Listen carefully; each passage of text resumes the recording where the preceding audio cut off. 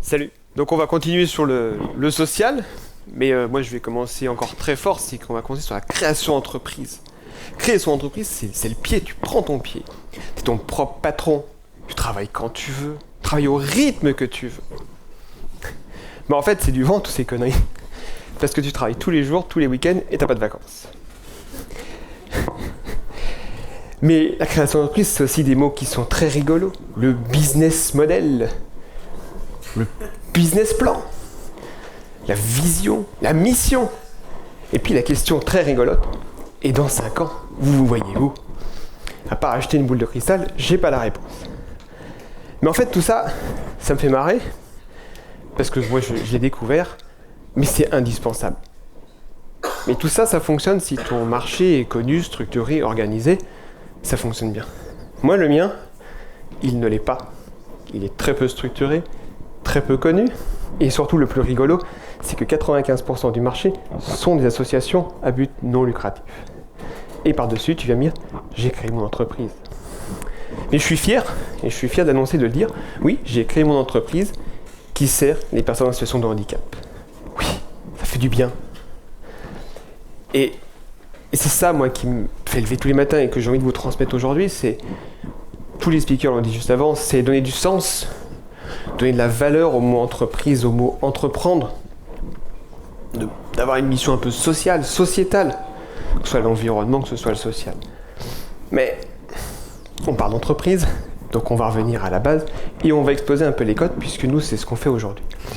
Le handicap en France, c'est 25% de la population française, soit grosso modo 18 millions de personnes, entre les chiffres de la police et des syndicats. Petite devinette, à votre avis, combien de personnes conduisent un fauteuil roulant dans notre pays? 3%. 3% des 12 millions conduisent un fauteuil roulant. Mais ceux qui demandent le plus d'aménagement. Parce que c'est un escalier, ça devient vite très compliqué. Mais aussi un chiffre qu'il faut savoir, c'est que 80% des handicaps sont invisibles. Moi, si j'enlève mes lunettes, là vous ne savez pas que je vois absolument rien. Mais allons un peu plus loin. Une personne en situation de handicap, c'est entre 600 et 800 euros d'allocation mensuelle.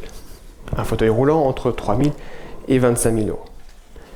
Sans compter la pathologie, sans compter l'aide à domicile, la santé. Et là, vous dites, non mais il est quand même gonflé de venir avec une entreprise dans ce monde-là qui est quand même très fragile. On va aller un peu plus loin.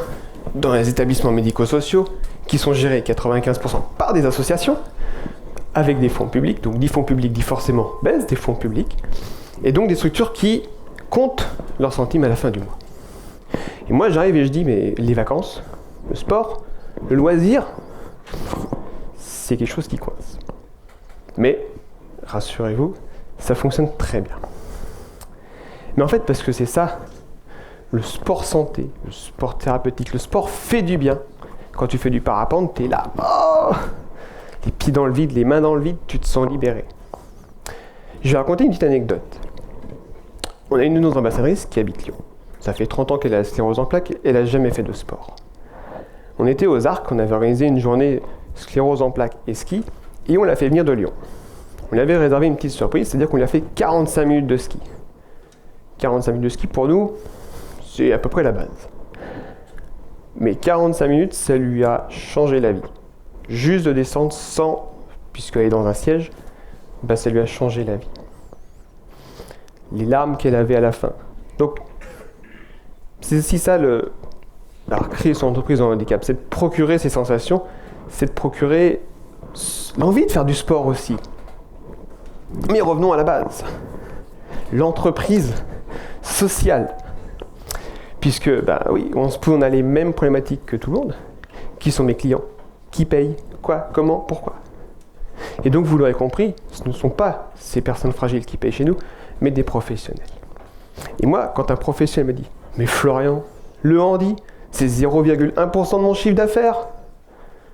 Ce qui veut dire par là, c'est que les gens ne sortent pas pour lui. Ils restent chez eux. Et moi, c'est Zuluberlu, parce qu'il faut faire preuve de quand même de certaine persévérance quand vous vous adressez aux écoles de ski. Moi, je leur dis, oui, mais pourquoi tu n'as que 0,1% et pas plus? Puisque sur les 12 millions, nous, à l'heure d'aujourd'hui, on a 130 000 personnes dans notre réseau qui font du sport. en France et en Suisse. Et moi, à ce directeur de SF, je dis oui, mais si tu dis pas que ton activité est accessible, personne ne viendra chez toi. Moi, si mon voisin ne me dit pas qu'il vend des pâquerettes, jamais j'irai acheter des pâquerettes chez lui. C'est pas lié au handicap, c'est lié à la personne. Et en fait, au travers de ce pitch de ce matin, c'était ça que j'avais envie de vous transmettre. Donner du sens. On l'a dit juste avant sur l'écologie. On l'a dit encore juste avant sur les pitchs précédents.